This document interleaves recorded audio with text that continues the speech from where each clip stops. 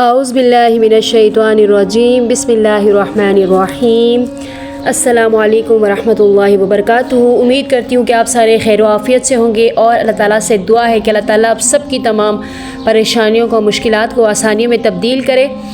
آج کی ویڈیو میں بات کروں گی 9 ذی الحج یعنی یوم عرفہ کے دن کے خاص اعمال کے بارے میں۔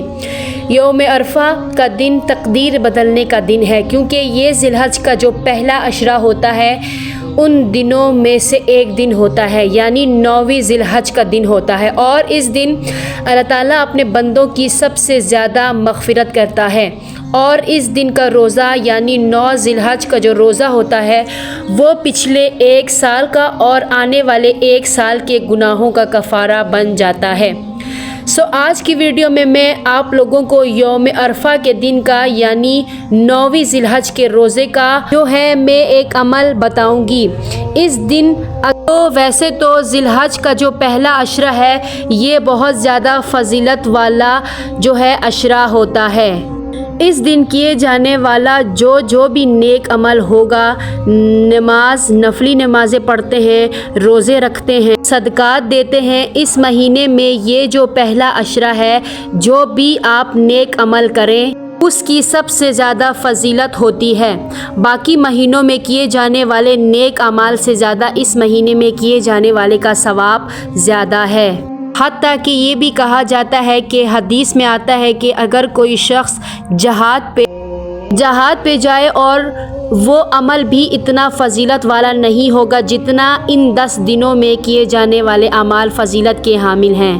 ہاں یہ ہے کہ جو جہاد پر جاتا ہے اگر اس کی جان بھی چلی جائے، اس کا مال بھی چلا جائے، تب وہ زیادہ جو ہے عمل فضیلت والا بن جائے گا۔ ذی الحج کے پہلے 10 دنوں سے زیادہ اس کے علاوہ ان 10 دنوں کی اللہ تعالیٰ نے قرآن مجید میں قسم بھی کھائی ہے۔ اور تیسری بات یہ ہے کہ یہ جو عشرہ ہے ذی الحج کا جو پہلے 10 دن ہیں یہ کیوں فضیلت کے حامل ہے، کیوں ان کی اتنی زیادہ فضیلت ہے؟ کیونکہ اس میں جو اسلام کے 5 ارکان ہیں وہ سارے کے سارے اکٹھے ہو جاتے ہیں۔ نمبر 1 توحید، کیونکہ ہر مسلمان توحید کے اوپر ہی چل رہی ہے، یہ پوری کائنات توحید کے اوپر چل رہا ہے۔ نماز، روزہ، زکوٰۃ اور حج یہ سارے کے سارے ہی اس کے پہلے 10 دن کی فضیلت میں شامل ہے۔ ذی الحج کا مہینہ ہی وہ مہینہ ہوتا ہے جس میں لوگ اکٹھے ہو جاتے ہیں۔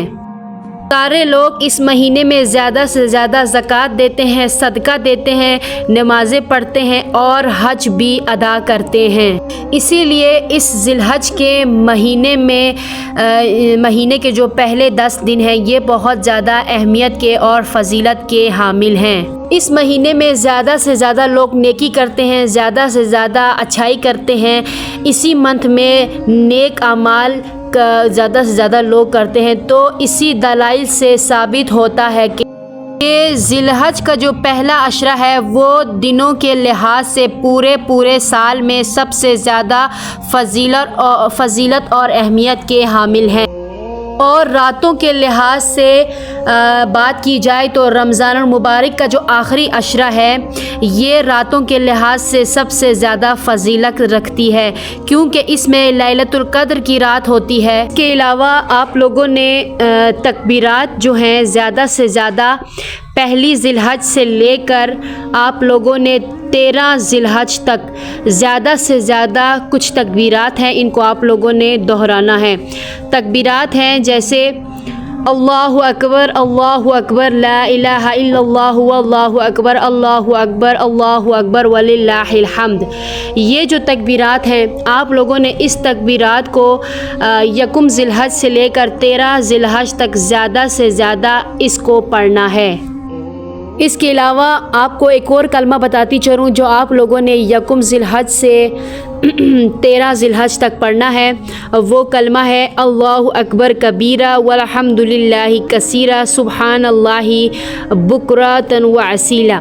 یہ جو کلمہ ہے آپ لوگوں نے اس کلمے کو یکم ذی الحج سے لے کر 13 ذی الحج تک باقاعدگی سے اس کو پڑھنا ہے۔ اس کلمے کو ذی الحج کے مہینے میں ہر فرض نماز کے بعد آپ پر لازم ہے کہ آپ لوگوں نے ہر فرض نماز کے بعد ان کلمات کو پڑھنا ہے۔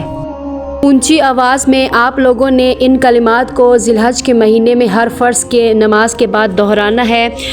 چونکہ میں نے آپ لوگوں کو بتایا ہے کہ یوم عرفہ کا دن جو ہے قسمت بدلنے والا دن ہے، اس دن لوگوں کی قسمت بدلتی ہے، سیم اسی طرح جس طرح سے رمضان المبارک کے جو طاق راتوں میں جیسے لیلۃ القدر ہے اس میں ہماری قسمت بدلتی ہے، سیم اسی طرح عرفہ کے دن 9 ذی الحج کے دن بھی اسی طریقے سے ہماری جو قسمت ہے وہ بدل جائے گی۔ تو ہم لوگوں نے زیادہ سے زیادہ آپ لوگوں نے ذی الحج کے مہینے میں ان کلمات کو ہر فرض نماز کے بعد دہرانا ہے، کیونکہ یہ جو یوم عرفہ کا دن ہے یہ بہت زیادہ فضیلت والا ہے، بخشش کی جاتی ہے، اللہ تعالیٰ دعاؤں کو قبول کرتا ہے اور تقدیر ہماری بدل جائے گی اس دن۔ اس رات آپ اللہ تعالیٰ سے جو بھی مانگیں گے اللہ تعالیٰ آپ کی دعا کو ریجیکٹ نہیں کریں گے، کیونکہ یہ ایک بہت بڑا فضیلت والا دن ہوتا ہے۔ تو آپ لوگوں نے ان کلمات کو زیادہ سے زیادہ یکم ذی الحج سے 13 ذی الحج تک ان کلمات کو، ان کلموں کو لازمی دہرانا ہے۔